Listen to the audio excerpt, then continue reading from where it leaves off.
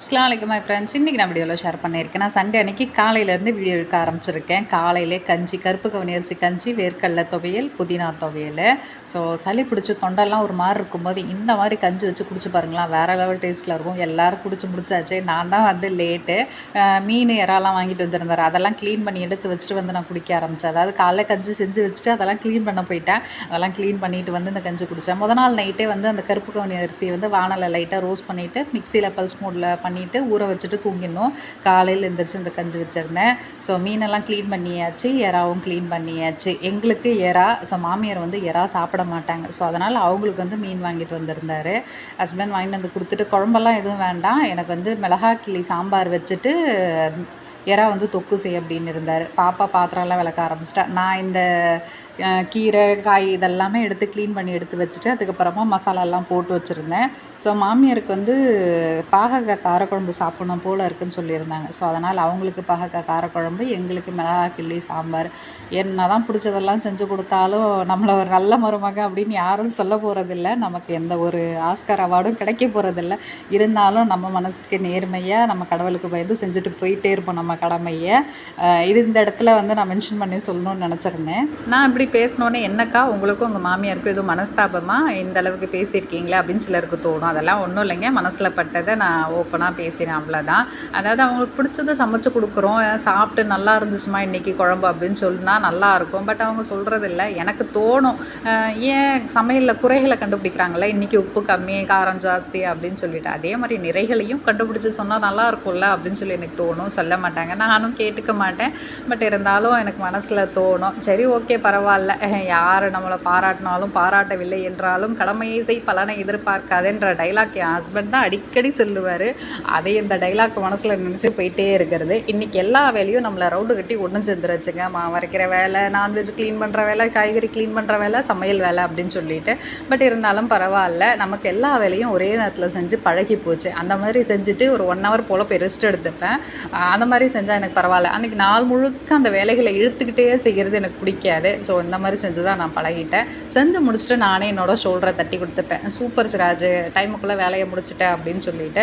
இதை கேட்டவங்களுக்கு சிலருக்கு தோணும், உங்கள் காலை நீங்களே தொட்டு கும்பிட்டுக்கிறீங்களான்னு. தொட்டெல்லாம் கும்பிட்டுக்கலங்க, காலெல்லாம் ஒன்லி ஷோல்டரை மட்டும்தாங்க தட்டி கொடுத்துக்கிட்டேன், வேறு ஒன்றும் கிடையாது. நான் சமைச்சு முடிக்கிறதுக்குள்ளே எல்லாருக்கும் பசி வந்துடுச்சு. ஸோ சாப்பிட்டு டேக் ரெஸ்ட்டுன்னு போயாச்சு. அதுக்கப்புறம் வீடியோ எடுக்கல. இது பார்த்திங்கன்னா மண்டே அன்றைக்கி காலையில் எடுத்த வீடியோ. எல்லாருக்கும் ஆஃபீஸ்க்கு, ஸ்கூலுக்கு லஞ்சு, டிஃபன் எல்லாம் செஞ்சு கொடுத்துட்டு கொஞ்சம் ஃப்ரீயாக நான் வந்து டிவி பார்த்துக்கிட்டு இந்த கீரையை க்ளீன் பண்ணிகிட்டு இருந்தேன். இது பழைய ப்ரோக்ராம் தான், குக் வித் கோமாளி. எனக்கு சிவாங்கியோட காமெடி ரொம்ப பிடிக்கும். ஸோ அதை தான் வச்சு பார்த்துட்டு அதுக்கப்புறம் இது பார்த்திங்கன்னா ரொம்ப நாளாக பெண்டிங்கில் இருந்த வேலை, உளுத்தங்களி மாவு அரைக்கிறதுக்காக உளுந்தும் சரி அரிசியும் சரி ரெடி பண்ணி வச்சுருந்தேன். பட் அதை அரைக்க அப்படியே டைம் கிடைக்கல, அப்படியே டைம் போயிட்டே இருந்துச்சு. இன்றைக்கி அதை அரைச்சாச்சு.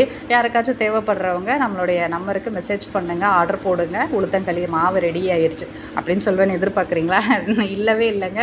நான் வந்து இது பிஸ்னஸாகலாம் பண்ணலை, வீட்டுக்காக மட்டும்தான் அரைச்சேன்.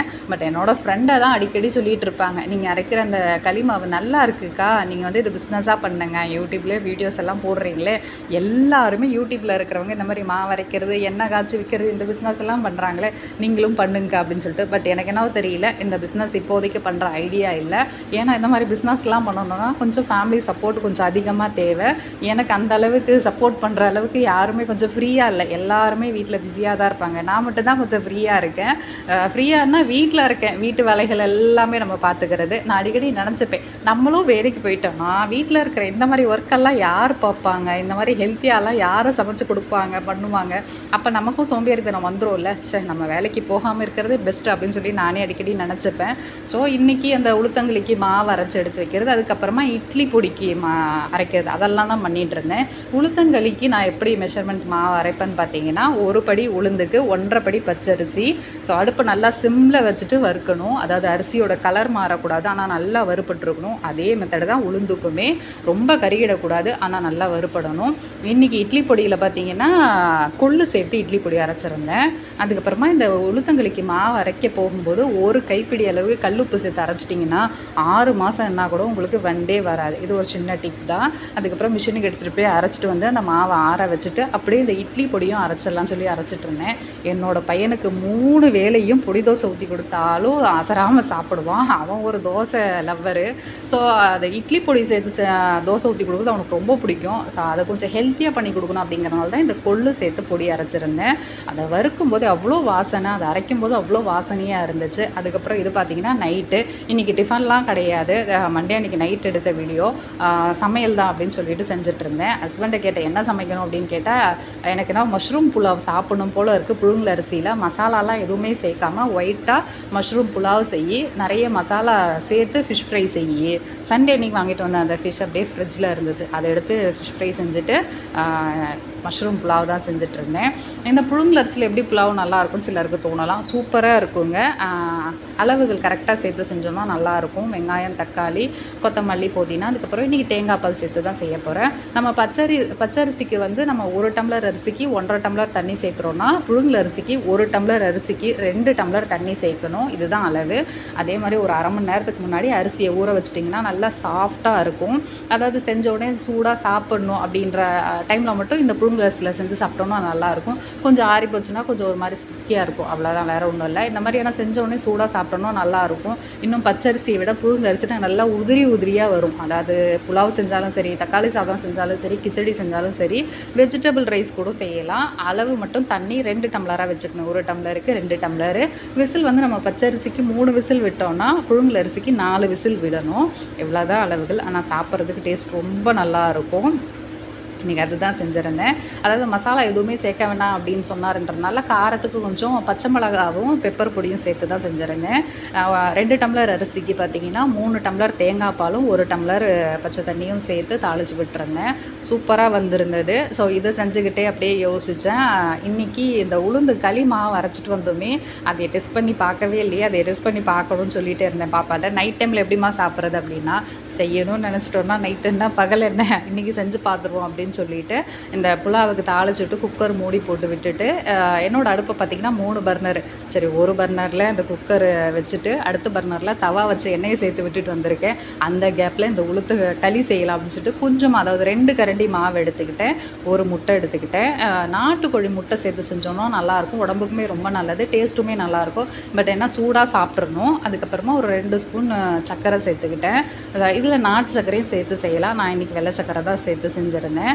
அந்த தவாவில் எண்ணெய் சேர்த்துருந்தீங்களா ஃபிஷ் ஃப்ரைக்கு, அது சூடாகிடுச்சு. இன்னொரு பர்னரில் அடுப்பு ஆன் பண்ணிவிட்டு வானலில் வச்சுருந்தேன். அதாவது ஒன்றுத்தில் வந்து புலாவ் செஞ்சுருந்தேன், இன்னொன்றுத்தில் வந்து ஃபிஷ் ஃப்ரை செஞ்சுருந்தேன்.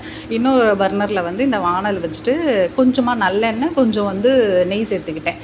ஸோ என்னோட நானியெல்லாம் வெறும் நல்லெண்ணெயிலே செய்வாங்க. பட்டு எனக்கு கொஞ்சம் நல்லெண்ணெயும் இந்த நெய் வாசனையும் இருந்தால் நல்லா இருக்குன்றதுனால செஞ்சுருந்தேன். நல்லா நம்ம தோசை மாவு பதத்துக்கு கரைச்சி வச்சுக்கிட்டு அதுக்கப்புறமா அடுப்பை சிம்மில் வச்சுட்டு இந்த மாதிரி அந்த எண்ணெயும் நெய்யும் சூடானதுக்கப்புறம் ஊற்றிட்டு கலந்து விட்டுட்டே இருக்கணும். இந்த மாதிரி நம்ம தொட்டு பார்த்தோன்னா கையில் ஒட்டாமல் வந்துச்சுன்னா களி ரெடி ஆயிடுச்சு.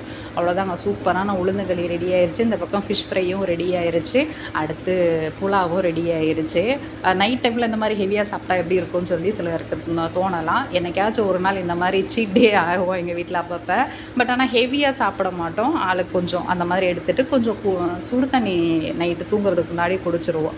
ஸோ இந்த மாதிரி என்றைக்கா ஒரு நாள் சாப்பிடுவோம். ஓகே ஃப்ரெண்ட்ஸ், வீடியோ பிடிச்சிருந்தா லைக் பண்ணி ஷேர் பண்ணுங்கள். அப்படியே நம்ம சேனலில் சப்போர்ட் பண்ணுங்கள். தேங்க்ஸ் ஃபார் வாட்சிங். அடுத்த வீடியோவில் சந்திக்கலாம். பாய். இந்த மாதிரி மெத்தடில் நீங்களும் செஞ்சு பார்த்துட்டு சாப்பிட்டு எப்படி இருந்தது சொல்லி கமெண்ட் பாக்ஸில் சொல்லுங்கள் மறக்காமல்.